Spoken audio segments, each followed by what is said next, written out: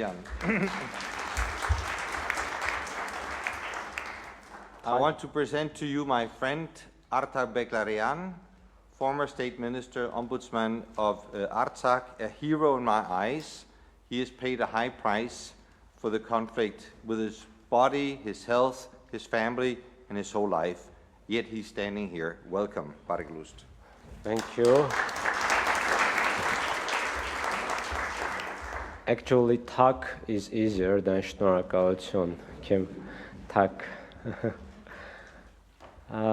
Thank you very much for organizing this event, Mr. Kim Hartzner, Mission 1040, and Mr. Skaale, and all of you being here and supporting the cause of humanity, not just Armenia's cause or Christianity's cause, like a previous speaker mentioned, Mr. Avedian. Let me give my speech with questions and give some answers. Firstly, what happened? I think many of you know lots of details, but I will give some examples and the pattern of the history. I will bring my personal example. On September 25 of 2023, when Azerbaijan attacked us and there was a ceasefire and surrender of the Republic of Artsakh, there was total uncertainty and chaos in Artsakh among our people. There was total psychological warfare against our people. More than 220 persons killed already. And on that same day, on September 25, over 240 persons died as a result of fuel depot explosion, as a result of that chaos and the Azerbaijani psychological warfare. I and my brothers went to our village, ancestral village, in order to say goodbye and to say apologies to the graves of our parents, my father and my mother. It was the most painful moment of my life because I felt that I am guilty for that we are leaving them alone there under Azerbaijani threat, risks, violations, vandalism, and many other things. And then we found in the village an alone elderly lady, 95 years old, and she was blind, she was helpless. Nobody took her, and the village was already empty. We asked her whether she wants to come. She said that my life is already in the end, and maybe I will stay here at my home, and the Azerbaijanis will kill me at my home. But then she cried and she said that, okay, take me to Stepanakert, capital city.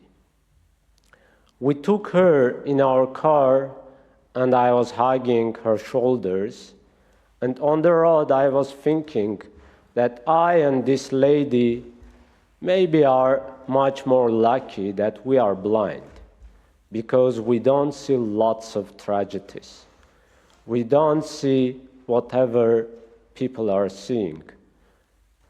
But on the other hand, I started to accuse me of turning a blind eye to the reality, of escaping the reality and the truth and the justice.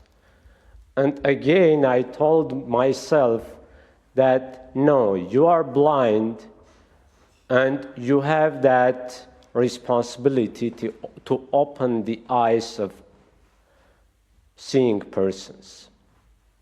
And what I'm doing now and elsewhere, I do my best at least to open eyes and to urge you to act in order to protect vulnerable people, whether it's Armenians and non-Armenians, Azerbaijanis or non-Azerbaijanis. We saw genocide in 2020, in 2023, even now. And this genocide is the continuation of the Armenian genocide of 1915.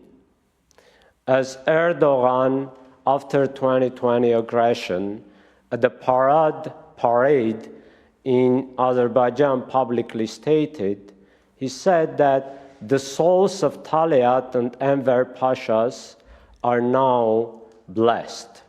Talat and Enver Pashas are the leaders, the perpetrators of the Armenian genocide.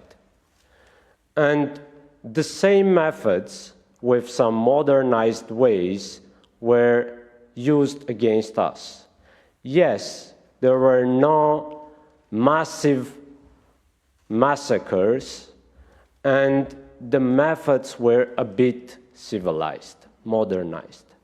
But the results were the same, because we lost our homeland, because we are traumatized, and the people physically and psychologically, partially or fully, is distracted.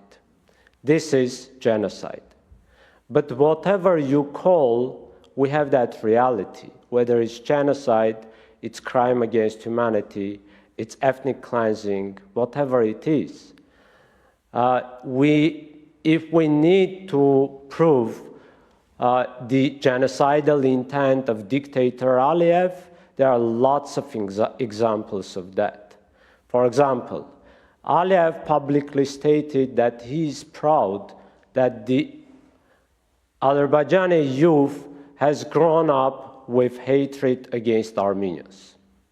Then, after our forced displacement, next to a night fire, together with Azerbaijani youth, Aliyev said, it was October 2023, he said, now Armenians are physically removed, and now it's the time to eradicate the Armenian aura from Karabakh.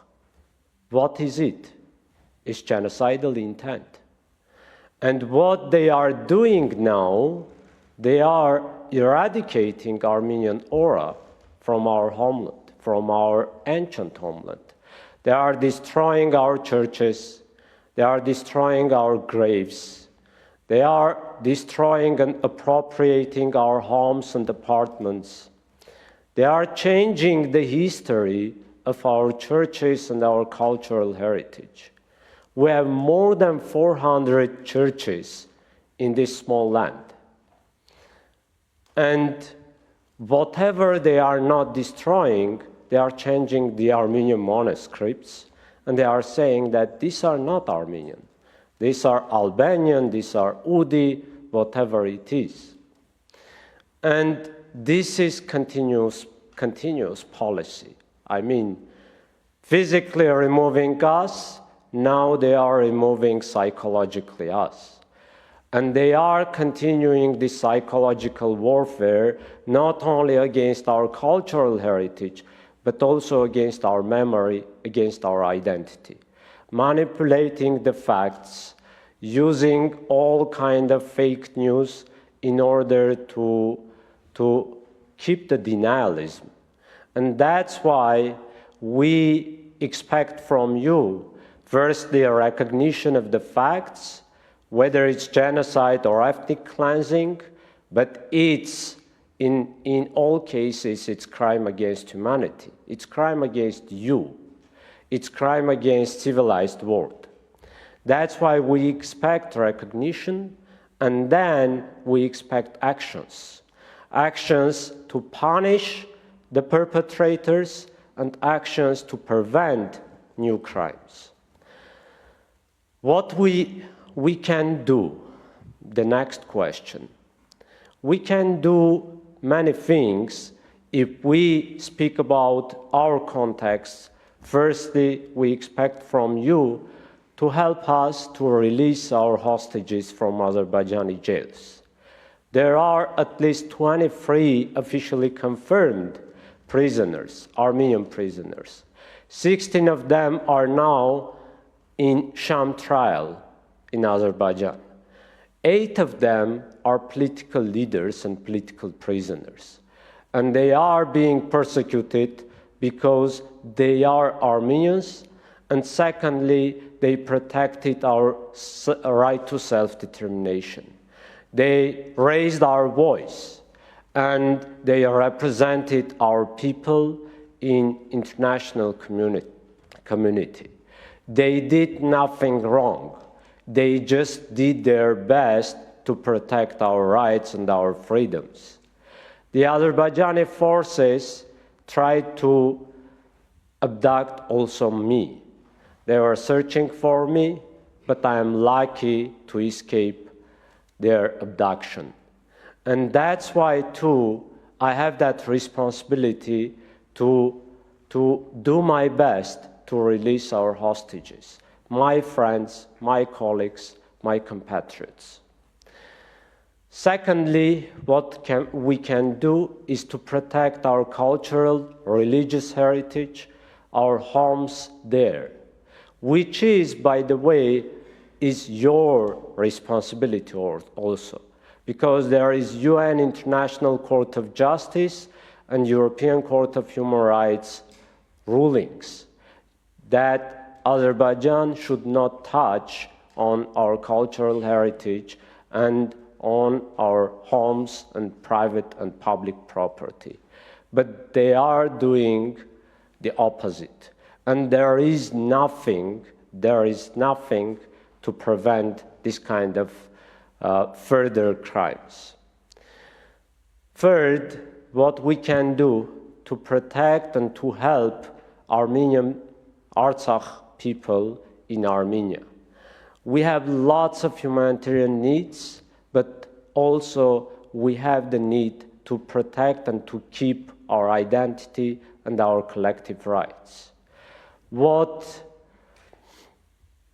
Danish and other humanitarian actors, for example, Karen Jeppe or Maria Jakobsen did after the Armenian genocide was very, very important for our people. And by now we are thankful. What now Mission 1040 is doing with Kim Hartzner leadership, it's very important for us. Why? Because they are addressing our basic needs, and in that case, people can think of our struggle for our rights. Because they are keeping our people in our homeland, mainland Armenia. Otherwise, people are leaving Armenia and they will lose their hope and their identity.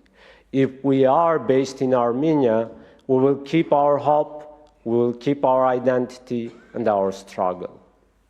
Fourth, we expect justice, international justice. And this is also the responsibility of the international community, including Denmark. There are lots of ways for that, including International Criminal Court investigation, including universal jurisdiction, and many other ways to reach justice, which is important also for prevention of further crimes. By the way, not only against Armenians, but also against everyone, against you. And those kind of crimes are very likely everywhere. As Martin Luther King said, injustice everywhere is a threat against justice anywhere. And Mr. Zimeray will talk about that, I'm sure. Just last year, I and my friend, Geram Stepanyan, another human rights defender, applied to International Criminal Court, and Mr. Zimeray was our representative, our attorney at the ICC. But for reaching investigation and justice, we need large international support, and I will come to that. Fifth, what we need is our return, and this is the vision of our people. As a result of justice, as a result of the other steps and reaching our strategic goals, we need to get our vision, our collective, sustainable, safe, and dignified return to our homeland. Without having this, I don't believe that there is a peace in South Caucasus, because it's the just solution and it's the just addressing to the consequences of all the crimes and the other consequences of this conflict. Sixth, we need to eradicate the anti-Armenian hatred, Nazi-style system in Azerbaijan, which is the #1 ideological ground for all kinds of crimes. Without eradicating this hatred system, this racism system, it's impossible to reach peace in South Caucasus. And this is the ideological ground also for Aliyev to keep the power, because he keeps the external enemy image against all Armenians, and he distracts all kind of attention of the domestic, of the people, Azerbaijani people, from domestic issues, human rights violations, freedom violations, corruption, whatever it is. And in order to reach peace and democracy in South Caucasus, we need eradication of anti-Armenian hatred policy.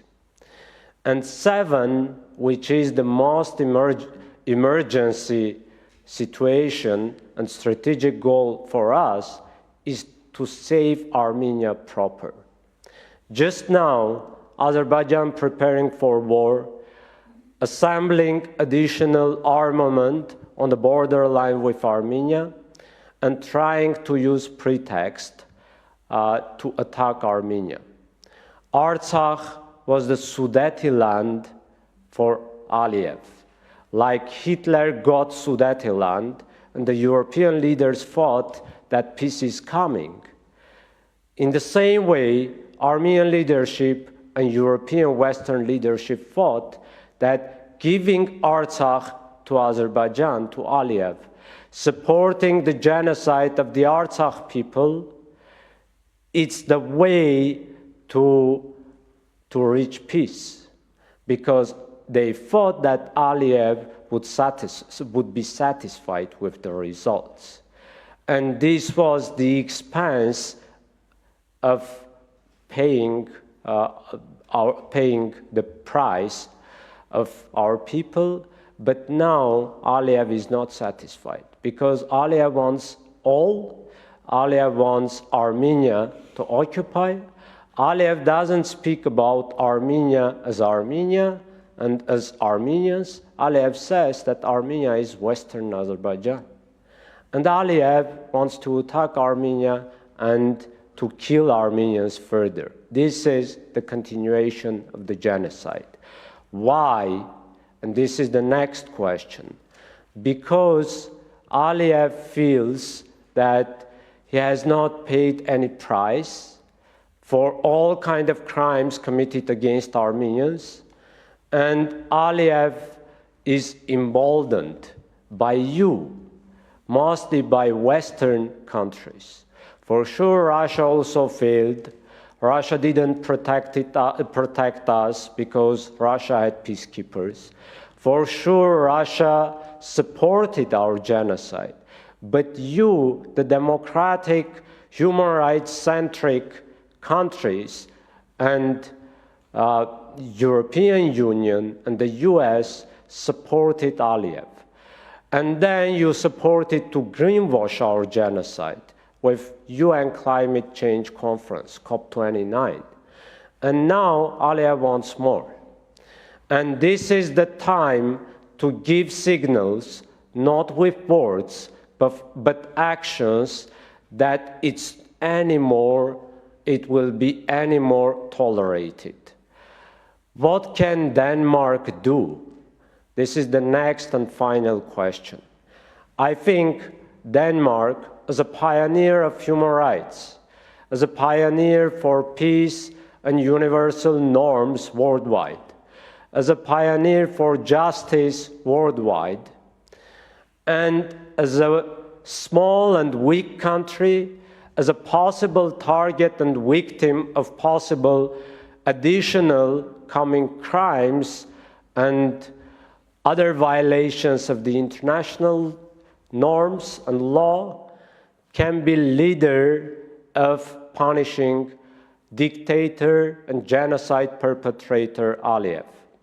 You can start sanctions, individual sanctions, state sanctions, and European Union sanctions. You can be the first, because European Union leadership thinks that oil and gas is much more important than Armenian blood, than international justice, than world order. And that's why Aliyev not only violates the laws and human rights in Armenia and South Caucasus, but also recently, a few months ago, Aliyev provoked violations in France, in New Caledonia. People died there. Aliyev killed an Azerbaijani human rights defender in France, living in France. And Aliyev also is making aggressions in the European Union against many Azerbaijani human rights defenders. Aliyev will come here, or the supporters of Aliyev, radical Islamist groups will come here who fought against us, who beheaded our people, who just recently beheaded and killed Syrian minorities. The same groups fought against us, and they are not far from you. They are here, and they will be emboldened once we lose on the front line of the European civilization, on the front line of the Christian civilization. And this is your lesson. Protecting us, you are protecting you. Who will protect you? We are, Armenians, are protecting you there. If you are protecting our rights there, you are protecting your justice and the world order here in Europe. And we expect that beyond sanctions, Denmark can make state referral to International Criminal Court. This is very possible, this is very feasible way.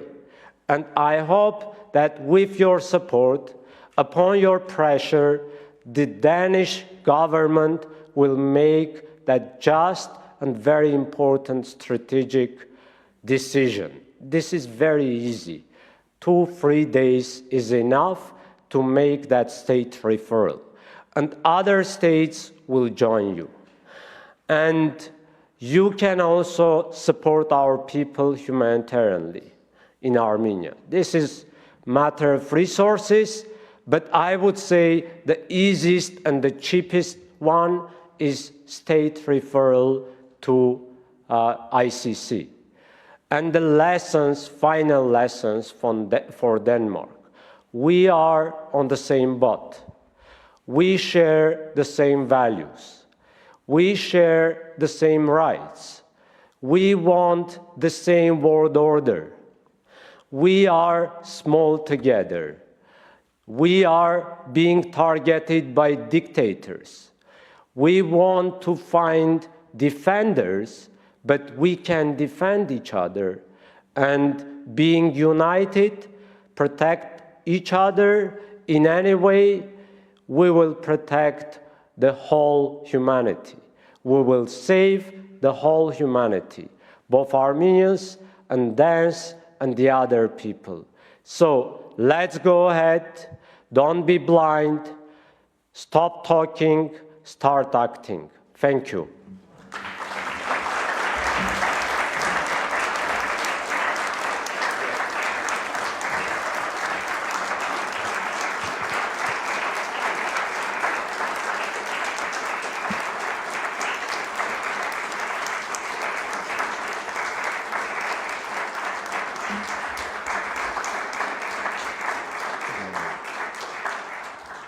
Baron Beglaryan, I have no grandchildren yet, but when I get, I want to take them to Stepanakert and visit you as the new state minister of Artsakh.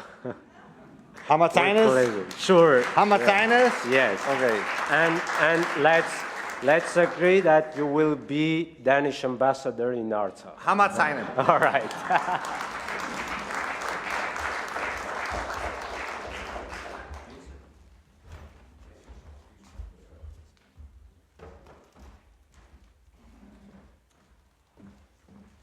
Anders Fogh Rasmussen, former needs no introduction. He is an